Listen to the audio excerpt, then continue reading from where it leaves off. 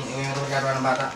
Good day. So, explain ko naman ngayon yung code ko ng midterm lab 3 sa Python. Step 1, initialize the menu. So, ganito value ng menu. Isa siyang list na meron siyang element na list. Na yung element na list is may element na string at integer. So, ayan. Meron tayong burger 120, price 60, pasta 150, steak 350, iced tea 50. And then, gumawa ko ng function na print menu para ma-print lahat ng item sa menu. So, ito. Print. Kung ano yung parameter, title case. And then, for item, in items, kunwari menu. Ito yung item, ito yung items. And then, print natin ngayon yung index 0 ni item, index 1 ni item. So, ito index 0, ito index 1. So, kung ito yan, ito yung item, print burger, tapos currency, and then 120. And then new line, pagtapos na itong lahat. Itong function na get item, ginawa ko to para ma-retrieve natin yung details ni item. So, ang parameter niya is dish name. For item in menu, ito. I-check niya lahat ng item. Yan, kunin niya. And evaluate mo kung yung dish name is equal to the first element of the item, which is burger, price, pasta, steak, iced tea. Once na true yun, re-return natin yung item or itong buong item. Yan, yung list. Then, print menu tayo. I-print natin yung initial menu with the value of menu. So, dito, nakalagay initial menu, title case, and then naka-print to lahat in this order. Step 2, append tayo ng pizza and 200 sa loob ng list. So, append natin tong list na may element na pizza 200. So, pag nag-append tayo, dito yan punta sa dulo. And then, mag-insert tayo ng another list, another element na may soup today and 90 na element sa index 1. So, kung index 1 natin is price, mapupunta yan dito. Siya yung papalit sa index 1. Lahat ng index na mas malaki, pupunong ng isa. So, ito dati, index 1, index 2 na siya. Ito, index 2 dati, index 3 na siya. Ganun. Squad mo. And then, mag-input si user ng new dish name. So, ayan, input, dish name, tas title case natin para kanto yung kakalabasan naka-title case. And then, input natin yung price as integer. So, pwede rin float para accurate float. And then, print natin new line for display dito. And then, append naman natin ngayon yung user input na dish and price na naka-list format. Gantong format. Okay? So, pagka-append, nandito na yan. Nandito na yan dali sa dulo. So, una, nag-append tayo pizza. And then, nag-append tayo ng soup of the day dito sa index 1. Dito sa index 1. And then, nag-append ulit tayo ng user dish name price dito sa pulihan. So, ganun na nangyari. Step 3. Nag-look tayo sa menu. Kinuha natin lahat ng item. And in-evaluate natin kung yung first element ng item is price. Kapag nahanap natin yung price, i-remove natin yon sa menu using remove method. And yung parameter is yung buong item. Or rather, ito, buong list. Yan. So, pagka-remove, i-reposition siya hanggang matapos. So, dito may break para tapos na agad. And then, yung remove item na variable, tatanggalin lang natin yung index minus 1 sa loob ni menu. So, kung ang index minus 1 natin is yung user input, yan, user input, tatanggalin natin to. Yan, na-remove.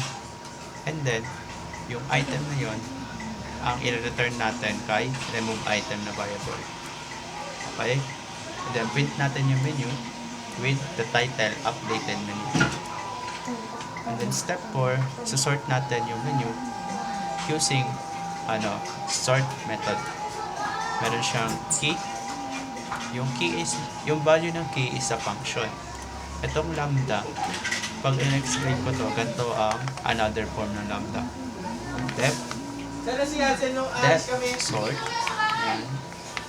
And then, sa loob ng parameter is tong x. X. And then, i-return natin yung x index 1. Yung x na to, yung item. Sa loob naman yung item. Yan, yung list. Yung x index 1, itong values, numbers. So, ang mangyayari dito, sa kukunin nito ng lambda, yung index 1 ng items, lahat ng items. So, makukuha niya lahat ng integer value or float value.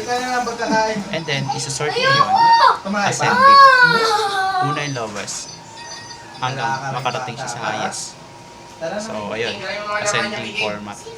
And then, print natin using the function print menu and title after sorting, lowest to highest. Bigay natin yung buong menu na nakasorted na.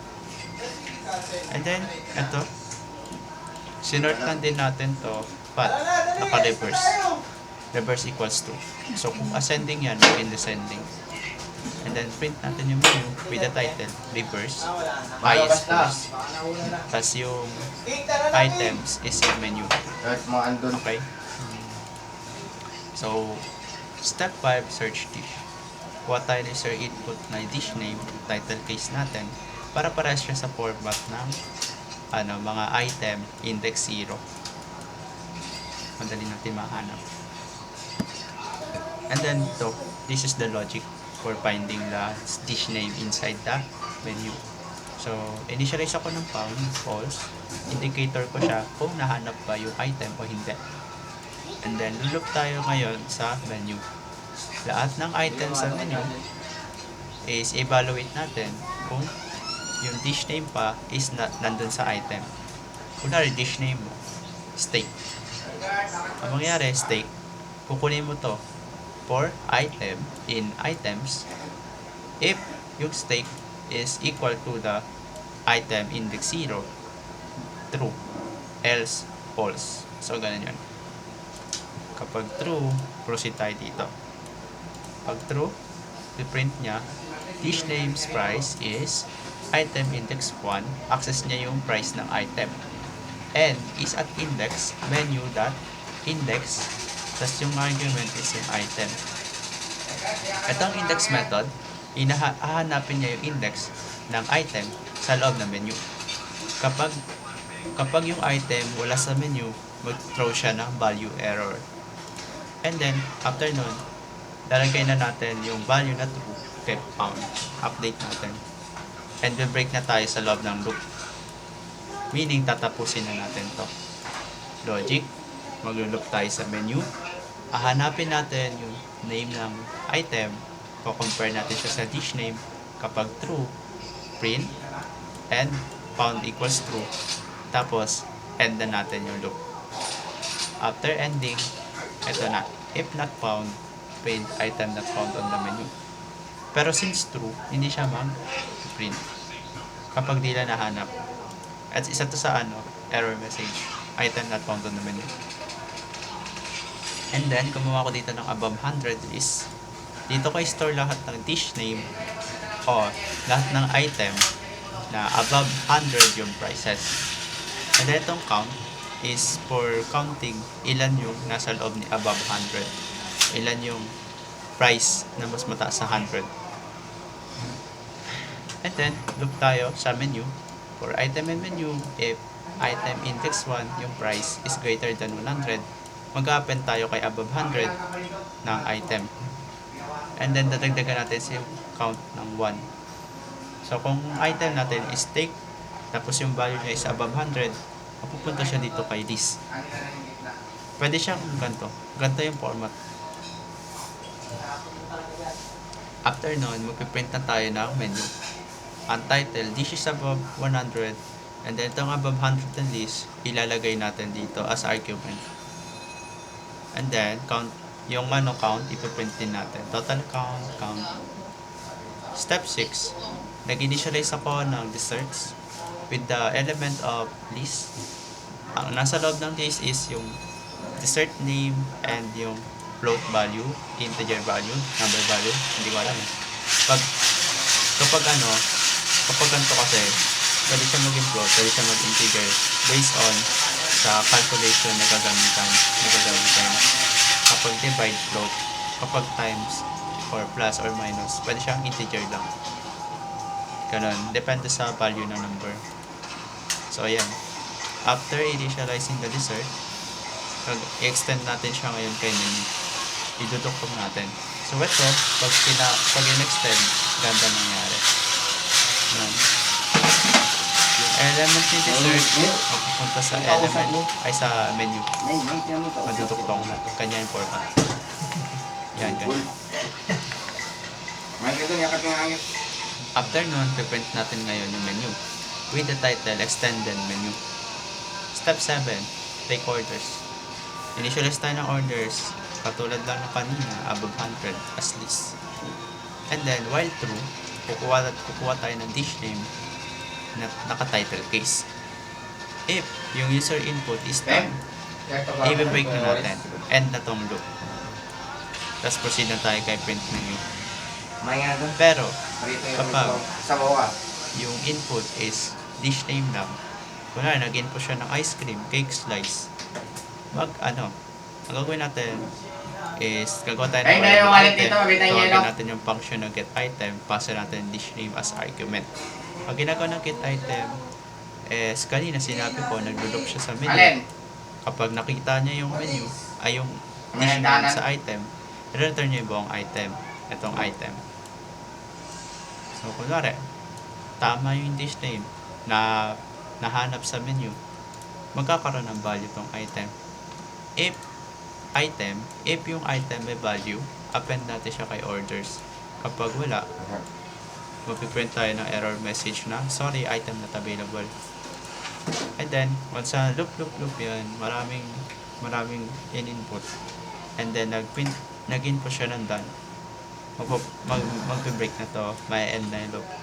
Tapos print menu. Ayun yung mangyari. Step 8. Gumawa ulit tayo ng list na order summary. Tatanggalin ko na ito. Yan. Total bill na Pag gumawa tayo ng variable na total bill, ipag-add natin dito lahat ng prices sa items sa loob ng orders.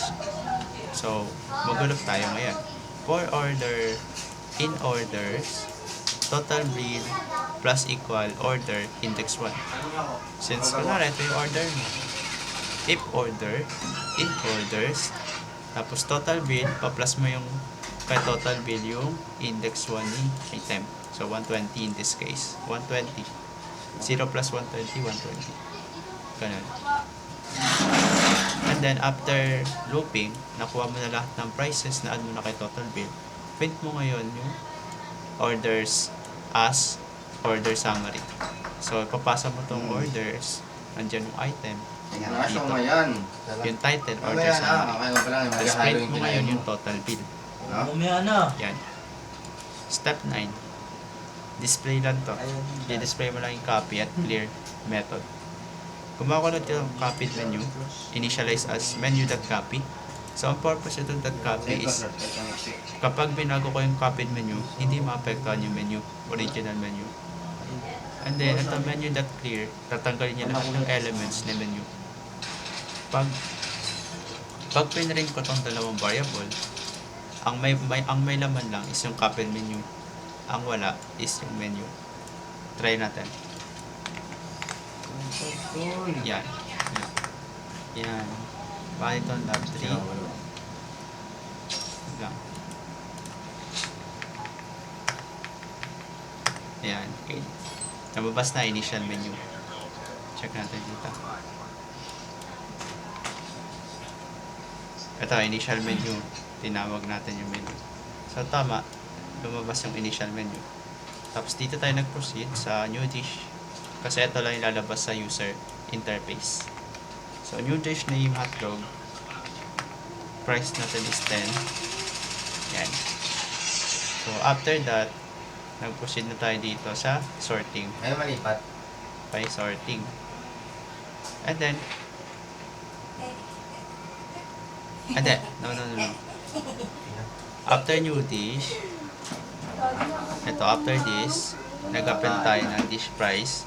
Tapos, pinit natin ngayon yung menu, yung updated menu. So, ano yan dito?